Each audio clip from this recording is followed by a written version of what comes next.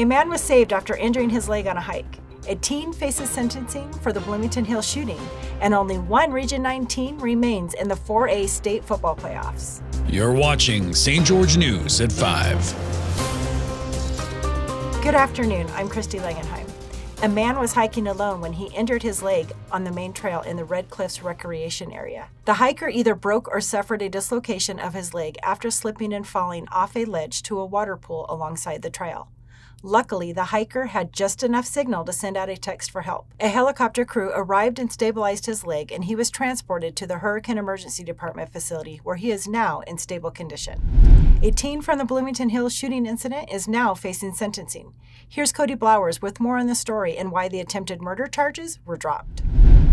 The first of two teens charged with attempted murder and aggravated robbery appeared in 5th District Court for sentencing last week on a case that began when the victim arrived at the hospital in St. George with multiple gunshot wounds in January.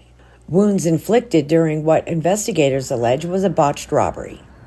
On November 2nd, 19-year-old Lars Randall Albertson appeared before District Judge John J. Walton via video to be sentenced on first-degree felony aggravated robbery, a charge he pleaded guilty to in September. The remaining charges, including an attempted murder charge, were dismissed under the terms of the plea agreement. He was ordered to serve a year in county jail and placed on 4 years probation, which Judge Walton commented on during Thursday's hearing. Very familiar with AP&P and how they do things. You're going to be on probation for quite a while.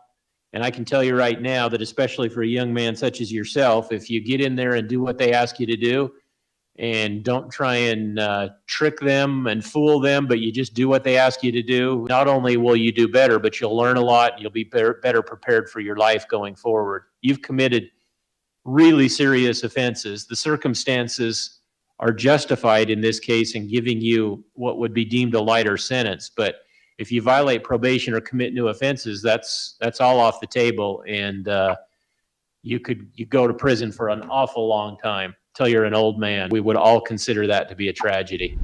35-year-old Joseph Baum, a man with a crime history dating back over 15 years, was sentenced on multiple cases and probation violations. During the hearing, parole supervisor Eldon Hamlin spoke, saying the defendant does not need treatment. He needs to go to prison. Despite Baum's criminal past, he managed to avoid prison and instead was sentenced to a 2-year residential treatment program in hopes that he will get his life back on track.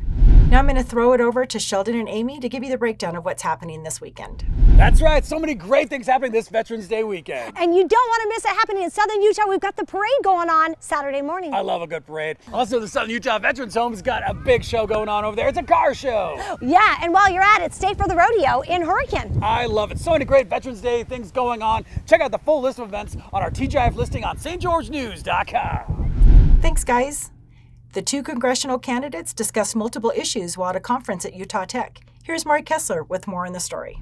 I do not support a government shutdown. I do not support what's happening. Congressional candidates Kathleen Reby and Celeste Malloy were hosted at Utah Tech University Tuesday evening for one-on-one discussions over the issues with the university's Institute of Politics director. Among the many issues discussed were education, inflation, public lands, and the Second Amendment. While Reby and Malloy shared common ground on certain issues like public lands and public education, they also differed on certain points related to them. Prior to the Congressional Forum, an event introducing some of the candidates seeking to be the Republican nominee to replace Senator Mitt Romney was also held at the university. Thanks, Maury. And now I'm going to send it over to Aaron Crane to talk about the 4A football playoffs and some good college football games going on this week. Thanks, Christy.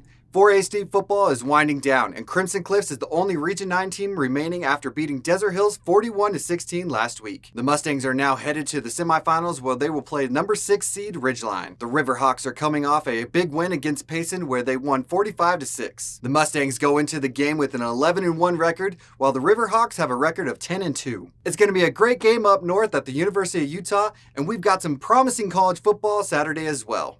BYU versus Iowa State, Utah versus Washington, SUU at Stephen F. Austin, Utah Tech versus Austin Peay, Weber versus Idaho, and Utah State versus Nevada. It's going to be a good week for Utah sports. Now back to you, Christy. Thank you for watching St. George News at 5. I'm Christy Langenheim with St. George News, your #1 source for local news. This has been St. George News at 5.